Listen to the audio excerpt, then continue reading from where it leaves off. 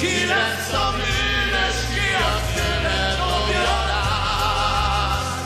Az itt a földön többé nem lehet hazám.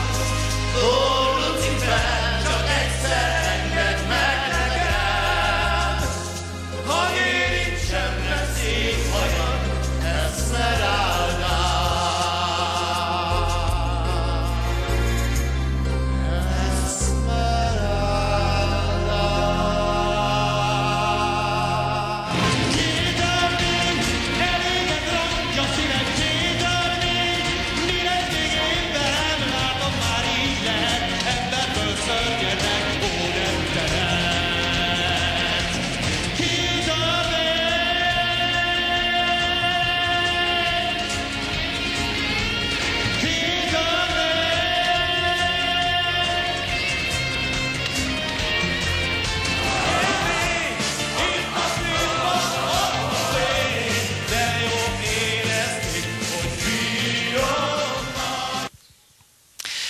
Vendégeink a Sing Sing Sing musical szereplője és rendezője, koreográfusa. Ugye ma este adjátok elő a Sing Sing Sing 3-at a Bújtor István színpadon Tihanyban, és hogy milyen stílusos az egész, ugye, hogy éppen Bújtor István színpadon adjátok elő, hiszen ennek az ötlete a Sing Sing musicalnek pont Bújtor Istvántól származik. Hogy is történt ez még 2008-ban?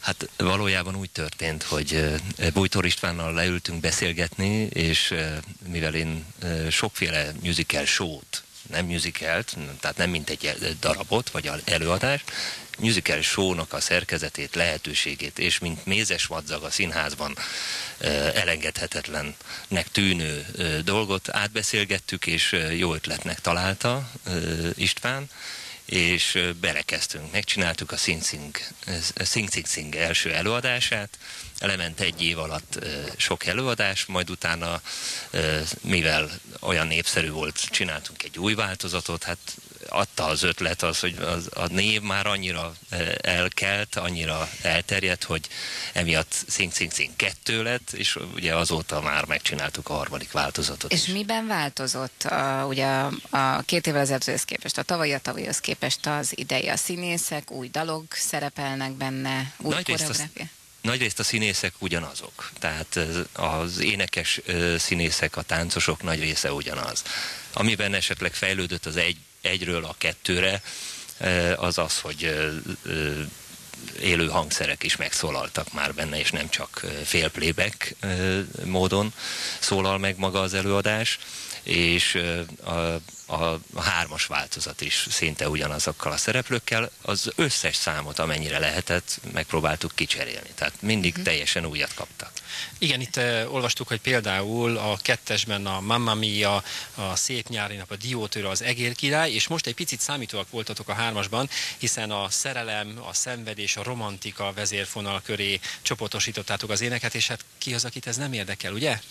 Azt gondolom, hogy a musical irodalom hál' Istennek annyira terjedelmes és színvonalas is, hogy van miből válogatni. Tehát azért lehet összetenni belőle akár 3 részt is, hiszen azok a slágerek, amiket musicalekben megszeretett a közönség, ezeknek úgymond egy tömörített változatát hallhatja, hiszen a legnagyobb slágerek szólalnak meg ezeken az estéken. Nekünk művészeknek ez hatalmas kihívás, és természetesen egy nagy örömzenélés, hiszen olyan kollégákkal tudunk együtt zenélni, együtt énekelni, akikkel esetleg nem játszottuk azt a szerepet, mert sokan vagyunk úgy, akik olyan dalt énekelnek, amit már játszottunk valamikor régen, és most mondjuk nem játszuk, és nagyon nagy örömmel vesszük elő ezeket a dalokat. Gyuri, nagyon röviden téged például melyik darabban, vagy muzikál részletben lehet látni?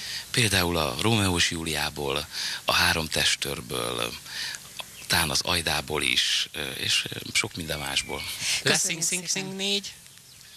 Hát, hogyha a közönség is így akarja, akkor már pedig szerintem lesz. Többet sorokat látva lesz. Nagyon szépen köszönjük, hogy eljöttetek hozzánk. Köszönjük, tehát ma este Tihanyban Sing Sing Sing 3. Most viszont folytatjuk Vince